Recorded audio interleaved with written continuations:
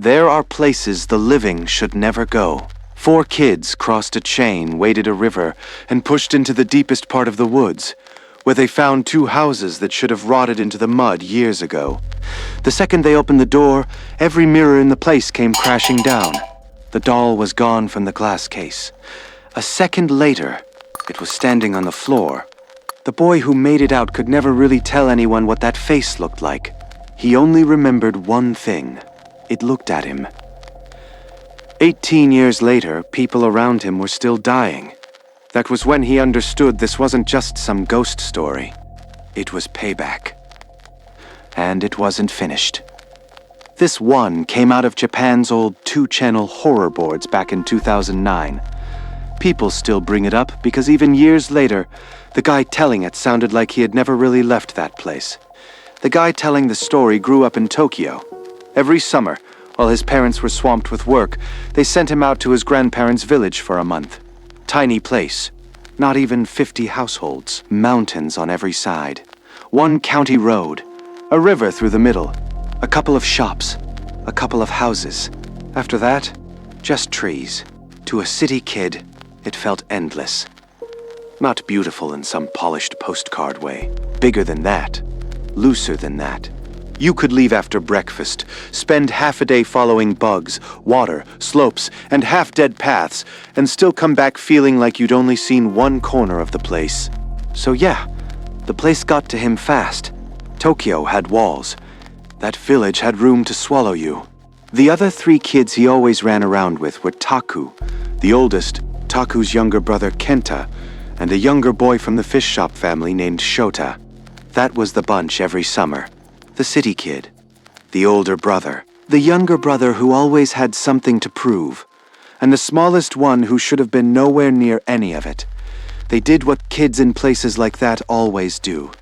Went down to the river, turned rocks, caught bugs, ran roads nobody in the city would have even noticed, climbed slopes that looked safe until they weren't, poked around empty places just because they were there. And like every place like that, the adults had already drawn their lines. There were 2 places the boys kept getting warned about. One was a little Inari shrine in the woods south of the village. One of those little fox shrines tucked back into the trees that country people respect a little too carefully. The boys had already tested that warning once, broad daylight. Talked big before they went in. Talked even bigger when they came back out. Nothing happened. At least nothing they could see. And that was enough. By the next day, every warning in the village sounded smaller. That's how kids end up someplace bad. They get away with 1 dumb thing, and after that, every warning starts sounding like noise. The other warning was even simpler. Past the lumber yard. Past the cemetery. Don't go any farther. Back then, he thought they meant the road itself. Narrow road, blind turns, logging trucks. That made sense. Later, he realized they had meant something else entirely. They meant the little side road past the cemetery. The one with the chain across it. The day after the shrine dare, the 4 of them were standing around talking, still full of that stupid leftover courage kids get when they do something dumb, and nothing punishes them for it. Then, Kenta brought up the chained road. He said there was an abandoned house back there. A bad one. A weird one. The kind adults don't talk about straight. Taku shut that down fast. He said he'd been past the chain already. The road ended at the river. There was an old broken bridge. No house.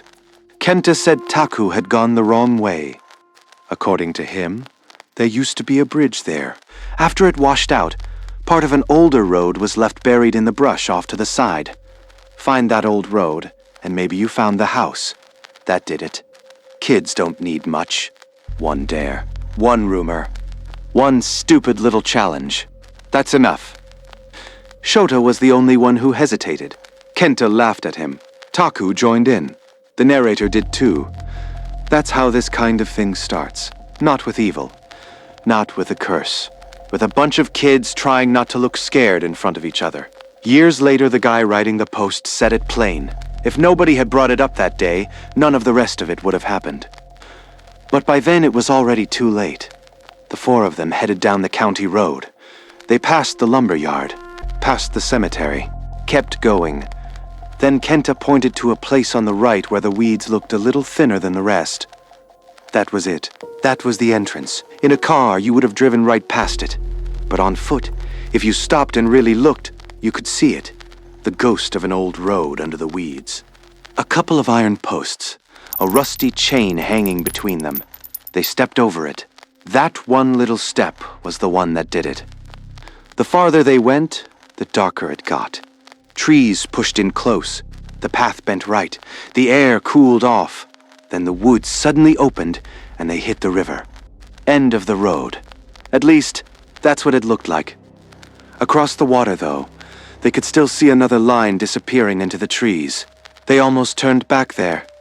Almost. Then Kenta found the branch path. 2 flat stones sat off to the side. One had a shallow dip in the middle. Taku said there might once have been a Jizo there, one of those little roadside stone guardian figures you see all over rural Japan. So they pushed in. Bamboo leaves sliced their hands. Mud sucked at their shoes. Half the time, it didn't even feel like a path anymore. Just a strip of stubborn ground between roots and brush. Then they hit the river again, and this time they saw the bridge. Old suspension bridge. Narrow, rotten looking. Every board looked like it had already decided to give up. The whole thing groaned the second somebody stepped on it. Taku went first, then Kenta. Then the narrator. Shota froze on the bank. He was close to crying by then. The other 3 had to keep yelling at him from the far side before he finally crossed. And the whole time that bridge kept talking under their feet.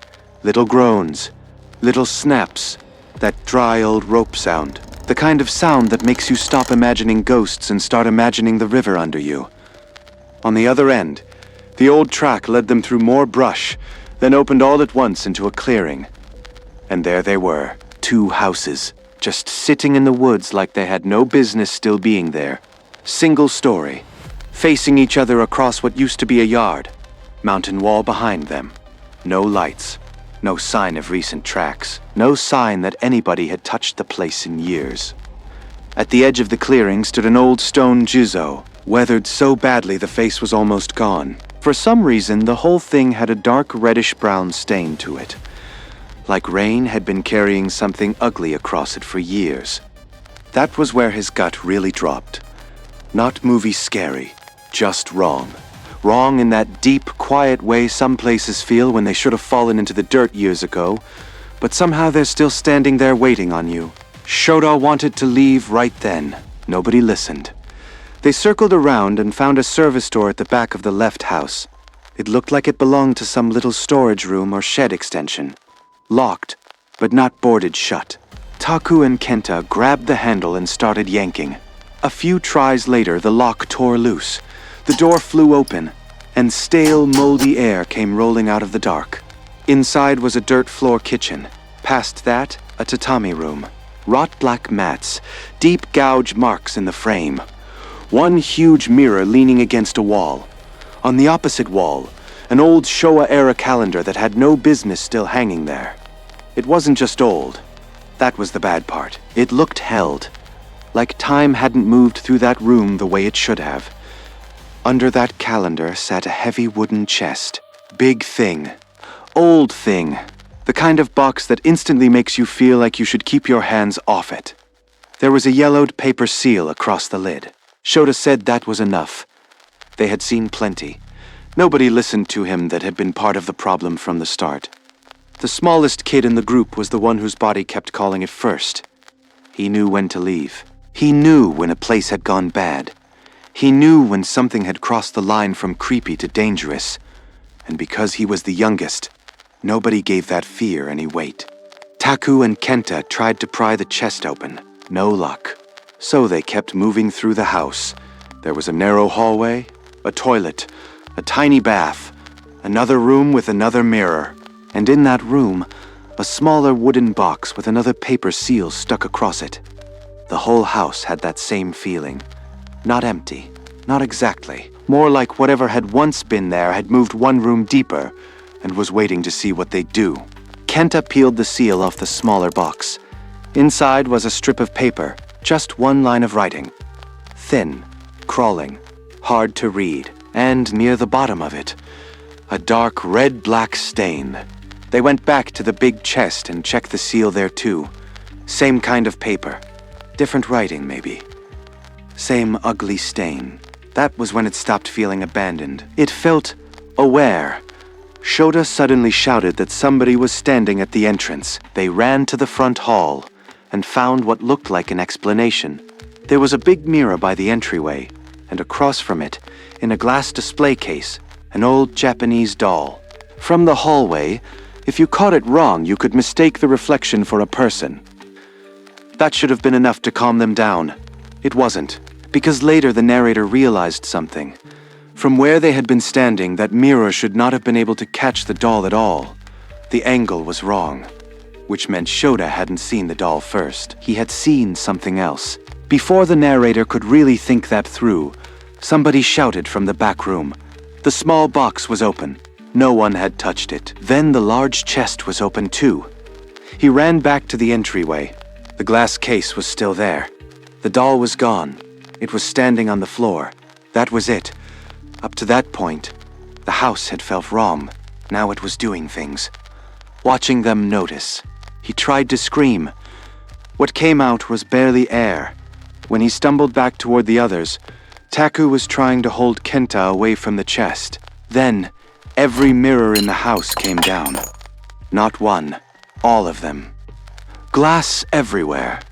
And on the backs of those mirrors, packed tight in black ink, were lines and lines of writing. The shock made Taku loosen his grip. Kenta lunged for the chest. Taku looked inside, and whatever he saw took his legs right out from under him. He dropped hard and scrambled backward, white as paper. By then, Kenta was shouting, but it wasn't anything the others could understand anymore. He had pulled something out of the chest. He kept waving it around and yelling in a voice that barely sounded human. He never gives a clean description of what was inside. He just says there were things in there, laid out a certain way. And once Kenta messed that up, everything changed. At the same time, the other house started taking hits too.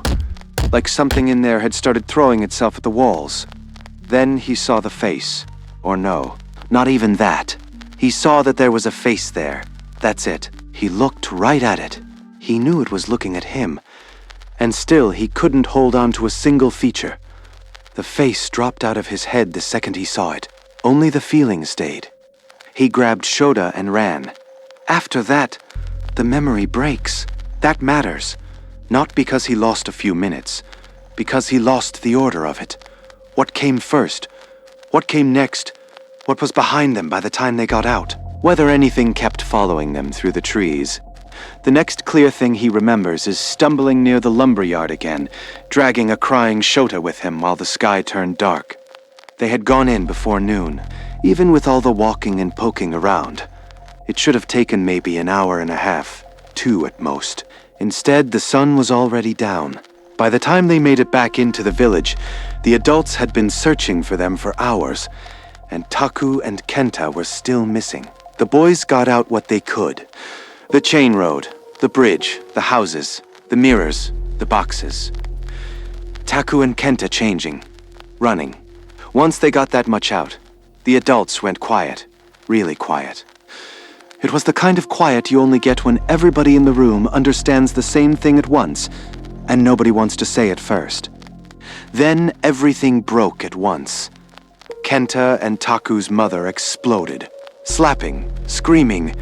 Their father looked like his legs had given out under him. The older people in the room stopped acting confused and started acting scared. That told him plenty. Kids can tell the difference between adults being angry and adults being frightened.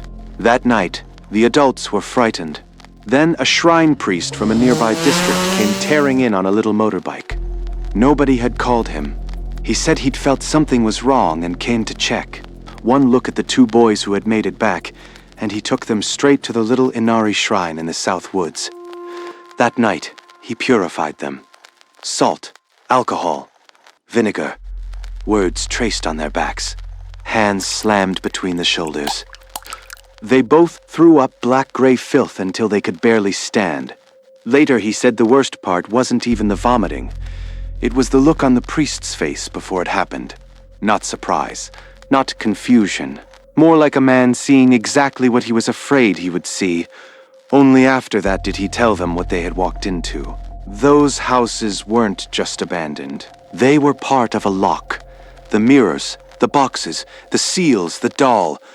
All of it worked together as one binding system, holding down something tied to a man named Kumaichi.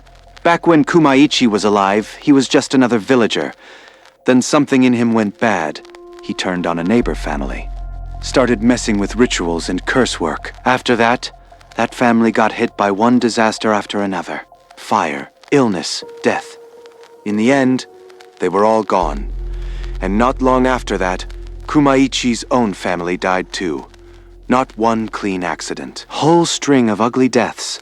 Stacked so close together the village never forgot it. The old priest couldn't destroy whatever had come out of that. All he could do was pin it down. That was the whole job of those houses. Not a home. Not really. A lock. A place built to hold something down. Confuse it. Divide it. Keep it from reaching cleanly into the world outside. And 4 kids had walked right into the middle of it. The priest told the narrator and Shota they might have lived because they had only gotten clipped by the edge of it. The 2 brothers took the full hit. From that point on, the rules were simple and brutal. Do not come back. Do not talk about it lightly. Do not stay in close contact if you can help it. Carry what you are given. If the water clouds, act immediately. The narrator got sent back to Tokyo the next day. And then the rest of the news started coming in. Kenta died in that house. No, one could explain exactly how. Taku lost his mind completely. Some of the villagers who went searching after them started suffering accidents and breakdowns too. The brothers' mother broke apart. Their father followed not long after. Families moved. The village thinned out even more.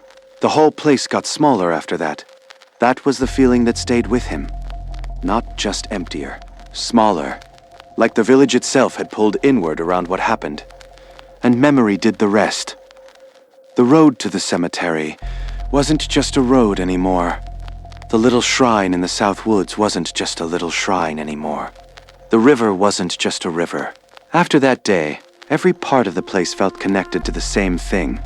Most stories would end there. This one didn't. About 18 years later, the narrator came back online and posted again. He said the thing had never really let go. People close to him kept dying. Others got sick. Some got wrecked by accidents that made no sense. For years, he stopped letting people get too close to him at all. Fear like that bends a life out of shape. You stop letting people stay over. You stop going on trips. You stop getting close to neighbors. You stop taking ordinary bad luck at face value. After enough years, it doesn't even feel dramatic anymore. It just feels normal. Then he got married. Then his wife became pregnant. That was where the fear changed shape. For a little while, he let himself think maybe he'd finally outrun it. Maybe time had thinned it out. Maybe whatever had followed him all those years was finally too weak to matter. And then that old fear came roaring back. According to that later post, his wife started having violent nightmares. The house felt wrong again. He started to believe that whatever had attached itself to him all those years ago was finally turning toward his family. And once that thought got in his head, everything started looking different. A bad dream wasn't just a bad dream. A fever wasn't just a fever. A light switching on in the middle of the night wasn't just a light. He had spent years learning how to live with fear aimed at himself. What he did not know how to live with was fear aimed at his wife and the child she was carrying. That was what pushed him over the edge.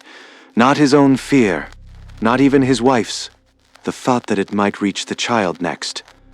So he went back, alone. This is the part people start messing up in retellings, so let me keep it straight. What he found in that later thread was not just, the curse came back. It was worse than that. By then the bridge had finally collapsed, so the old house couldn't even be reached the same way anymore. Most of the village still wanted nothing to do with him. Some people acted like he had brought death back with him just by showing up. That matters. By then, this wasn't just a scary memory. It was village history. The kind of thing people never explain in full but still build their lives around. But one woman who had known him as a boy spoke to him long enough to point him toward the new priest serving the area. That alone says plenty. Even after all those years, people still knew what road he was tied to, still knew what houses, still knew which old story had crawled back into the village. That priest understood almost immediately who he was, and what he told him was cold. The priest put it pretty simply. Whatever had been keeping them safe back then was gone. The old water, the rituals, the little protections, none of it was meant to last forever. And when the narrator asked why he and Shota were still alive, if the thing had stayed with them all these years, the priest gave him an answer he had probably been half afraid to hear anyway. Maybe Kenta had never wanted them dead. Maybe the curse on them wasn't, die now. Maybe it was, stay alive and keep losing. And once he heard that, everything looked different. Because then all those years stopped looking random. The accidents, the illnesses, the people around him going first. All of it starts to feel less like fallout and more like the point. Then came the part that really finished him. The priest believed it might not stop with him. It might keep moving down the bloodline. That meant his wife. That meant the child she was carrying. Now, some retellings pile on a long reply from some supposedly senior religious figure online, arguing over whether spreading the story could thin the curse out. Here's the short version. The original poster was desperate. Part of him hoped throwing the story out in public might weaken whatever had hold of him. But the priest he trusted was careful. He never told him to dump the whole thing onto the internet and pretend that would fix it. That tells you plenty right there. He wasn't posting because he wanted attention. He was posting because after almost 20 years of fear, death and damage, he had nowhere else left to put that terror. He had reached the point where keeping it private wasn't saving anybody anymore. Not him, not his wife, not the kid that hadn't even been born yet. There's something rough about that kind of desperation. Not in him. In the situation. A man gets worn down for almost 20 years, and in the end, all he can do is tell strangers on the internet what happened, and hope that somehow it still counts for something. There is also something very 2-channel about that, by the way. People went there with things they couldn't carry alone anymore. Things they couldn't prove. Things nobody around them wanted to hear. One more time. That old board became the dumping ground for fear that had nowhere else left to go. That's why people never really let this one go. At first it sounds like a story about kids sneaking into the woods. Then it turns into a story about something hanging on to one of them for almost his whole life. Not loudly, not all at once. Quietly, patiently, taking people one by one. And if that priest was right, it still wasn't finished. That's the part that sticks with me. Not the mirrors, not the doll, not even the face he couldn't remember. It's the idea that one summer afternoon in a place nobody should have gone, kept reaching forward for almost 20 years, and maybe longer than that. Because once a place like that gets into a life, it doesn't always stay in the place where it started. Sometimes it stays in the road, sometimes it stays in the people. And that may be the ugliest part of it. I'm Mr. Greencap. See you next time.